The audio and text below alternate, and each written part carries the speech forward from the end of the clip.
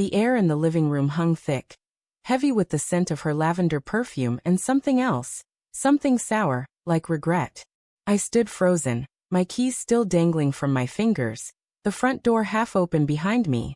The ultrasound photo on the coffee table stared up at me, its grainy black and white image screaming a truth I wasn't ready to hear. My wife Lena sat on the couch, her hands clasped so tightly her knuckles gleamed white, her eyes avoiding mine. And there, beside her, was Ethan, my best friend since high school, his jaw clenched, his usual easy grin replaced by a grim line. The room pulsed with silence, but it was the kind that roared, the kind that told you everything before a single word was spoken. I'd come home early from the office, a rare thing these days. The software project I'd been slaving over had hit a dead end, and I'd wanted nothing more than to collapse into Lena's arms, to feel her warmth chase away the static in my head. Instead, I found this, a moment that carved itself into my bones. My throat tightened as I dropped my keys onto the floor, the clatter echoing like a gunshot. "What is this?" I asked, my voice low, trembling with a mix of dread and disbelief. Lena's lips parted, but no sound came. Ethan shifted, his eyes flicking to the photo, then to me, then away. The weeks leading up to this had been a slow unraveling, though I hadn't seen it then. Lena had been distant, her laughter less frequent, her touch fleeting. I'd chalked it up to stress, her new job at the gallery, the long hours, the way she'd come home smelling faintly of paint and wine. Ethan, too, had been off. Our weekly beers at O'Malley's had dwindled to excuses. Work, family life. I'd noticed the way he'd avoid my gaze when we did meet, his jokes landing flat, his hands fidgeting with his glass. But I trusted them. God, I trusted them both. How do you question the woman who's whispered, "I love you," in the dark for 7 years? Or the man who carried you home after you broke your ankle at 18? "Mark," Lena finally said, her voice a fragile thread. "We need to talk." Her green eyes, usually so bright, were clouded with something I couldn't name. Guilt, maybe, or fear. She reached for the ultrasound photo, her fingers trembling as she held it like a shield. I didn't mean for this to happen. My heart lurched. I wanted to scream, to demand answers, but my body felt heavy, like I was sinking into the hardwood floor. Didn't mean for what to happen? I asked, though some part of me already knew. The air felt wrong, charged, like the moment before a storm breaks. Ethan stood, his broad shoulders hunched, and I noticed the way his hands shook as he ran them through his dark hair. "It's mine," he said, the words blunt, like a blade slipping between my ribs. "The baby. It's mine." The world tilted. My vision narrowed to a pinprick, the edges blurring as Ethan's confession echoed in my skull. Lena's sob broke through, sharp and raw, but I couldn't look at her. Not yet. My best friend, my brother in all but blood, had betrayed me in a way I couldn't fathom. And Lena, my Lena, had let it happen. The ultrasound photo burned in my mind. A tiny alien shape, proof of a life that wasn't ours. I stumbled back, my hip catching the edge of the console table, knocking over a framed photo of our wedding day. The glass cracked, a jagged line splitting our smiling faces. "How long?" I managed, my voice hoarse, like I'd been screaming for hours. "How long have you two been?" I couldn't finish the sentence. The word felt too ugly, too final. "It wasn't planned," Lena said, her voice breaking. She stood now, her hands reaching for me. But I flinched, and she stopped short.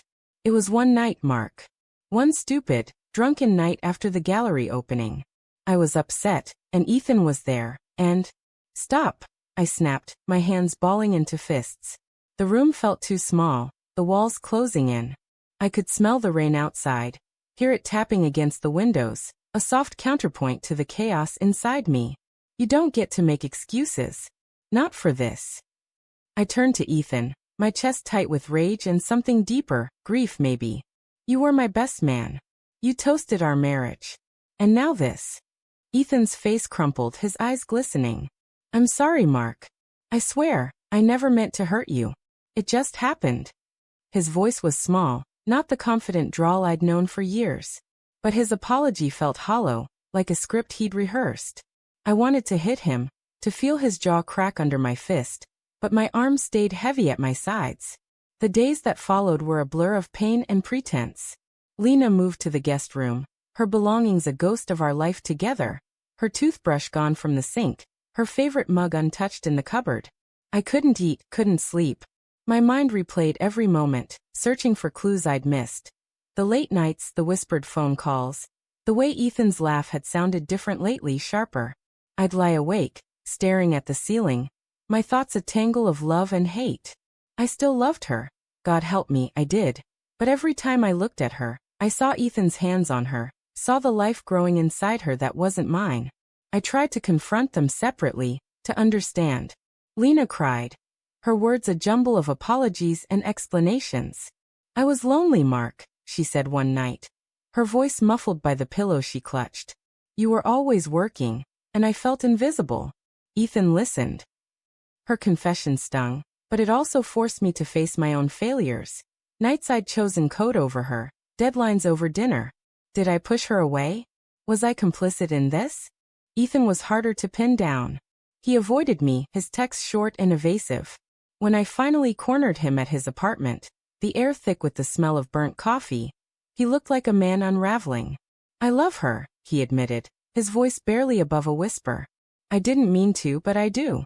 His honesty was a fresh wound, but it was the desperation in his eyes that unnerved me.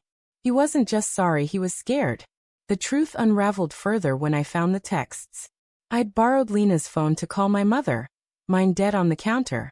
A notification popped up, a message from Ethan. We need to tell him everything. It's not just the baby. My stomach dropped. I scrolled, my hands shaking, and found months of messages.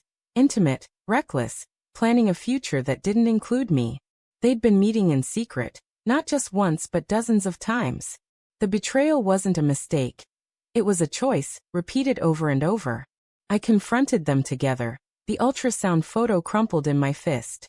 The living room felt like a courtroom, the air thick with accusation. You lied, I said, my voice steady now, fueled by a cold fury. Both of you. This wasn't one night. This was everything. Lena's face drained of color, and Ethan's shoulders slumped, but neither denied it. The silence was their confession. What came next wasn't planned. I wanted answers, closure, something to make sense of the wreckage. But Lena's tears turned to panic, and Ethan's guilt to defiance.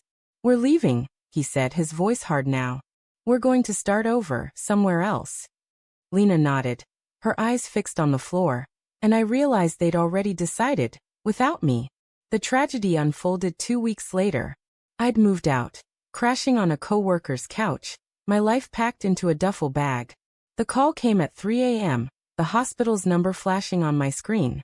Lena and Ethan had been driving north, their car packed with suitcases, when a semi veered into their lane. The crash was instant, the police said. No survivors. The baby too was gone. I sat in the hospital waiting room, the antiseptic smell burning my nose, my mind replaying every moment. Lena's laugh, Ethan's grin, the ultrasound I'd never hold. Grief and anger twisted together, inseparable. They'd betrayed me, but they'd paid a price I wouldn't wish on anyone. I was left with nothing but questions and a hollow ache where love used to be. The ultrasound photo sits on my desk now, a reminder of what was lost, not just them, but the version of myself who trusted blindly. I don't know if I'll ever forgive them, or myself. Some betrayals cut too deep to heal, leaving scars that whisper in the quiet moments. What if I'd seen the signs? What if I'd fought harder? The answers, like Lena and Ethan, are gone forever.